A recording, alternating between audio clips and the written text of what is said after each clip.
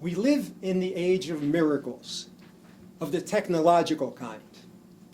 The true miracles, many people believe, ceased way back during biblical times.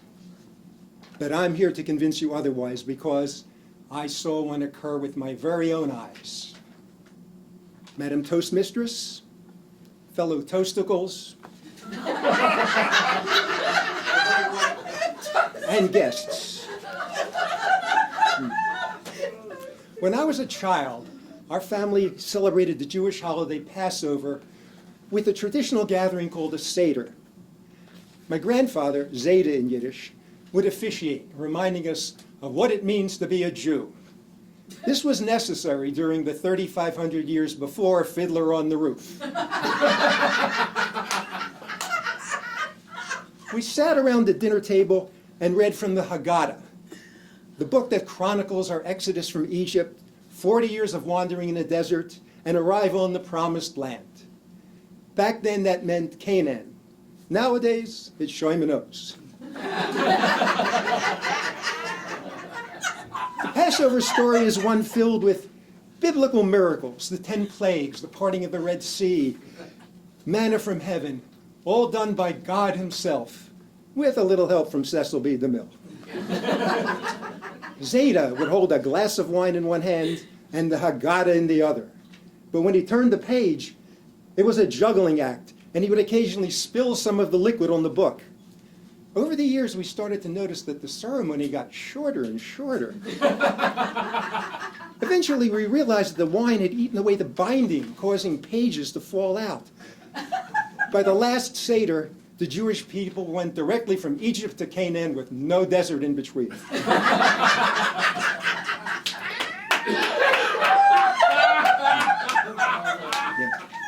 My grandfather was Orthodox, meaning that he never tasted pork, shrimp, or lobster.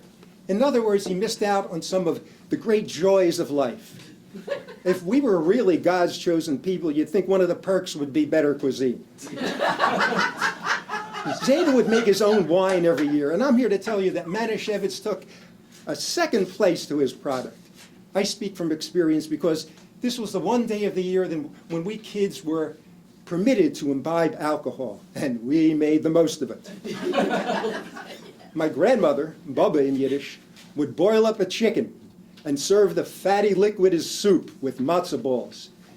This is one reason why, while other cultures were struggling to achieve civilization, my people already had arteriosclerosis.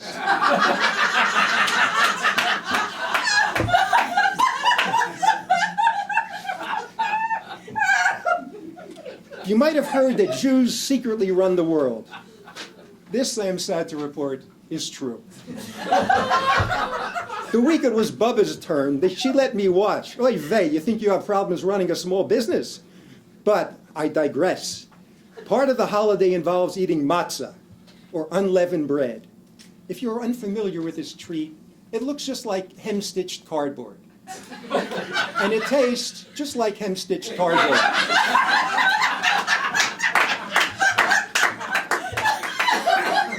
To entertain the children, a piece of matzah would be hidden, and there would be a prize for the person who found it. Every year it was the same. No one found it. We were too tipsy to even remember what the game was, or to care about winning some cheap little trinket. Our idea of the perfect game was crawling under the table and giggling. Years later, I commemorated this holiday in song. Seder time, and the chicken is greasy. Fish are lumpy, and the children are high. Oh, the kugel's rich, 'cause Aunt Zlata is cooking, with milk of magnesia standing by. Now for the miracle. By tradition, we would leave a glass of Passover wine by the door for Elijah the prophet. Yes, that Elijah, the one from the Bible.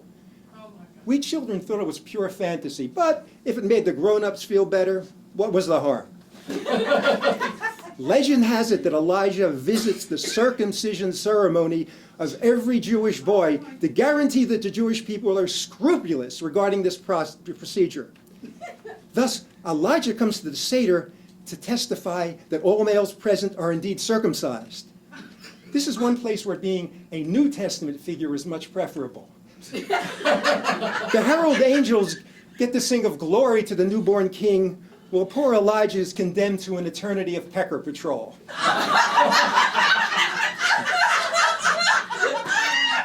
Wouldn't it be easier to get a tattoo stating prepared under strict rabbinical supervision? But I digress again. I was talking about Elijah the prophet, which reminds me. There was this old bearded man who would stop at our house to pick up the little metal box that we would fill with spare change to be donated to charity. We referred to him as Elijah the non-prophet. My third and last digression, I promise. I promise. Anyway, the tradition is, at the end of the Passover meal, the door would be opened so that Elijah could enter, if he so wished, to partake of the wine. We were about to do just that when suddenly, and this really happened, the door flew open by itself. A cold wind blew across the room, and the goblet shattered. Crash! That was the miracle. There was a long, stunned silence during which everyone processed this in his or her own way. We children immediately sobered up. My cousin Herschel hasn't had another drink to this very day. Then, as it has done for centuries, the Jewish comedy gene kicked in. Jeez, what a sloppy drunk. Elijah must work for Manischewitz. He's just thirsty from all the salt in Zlata's Kugel.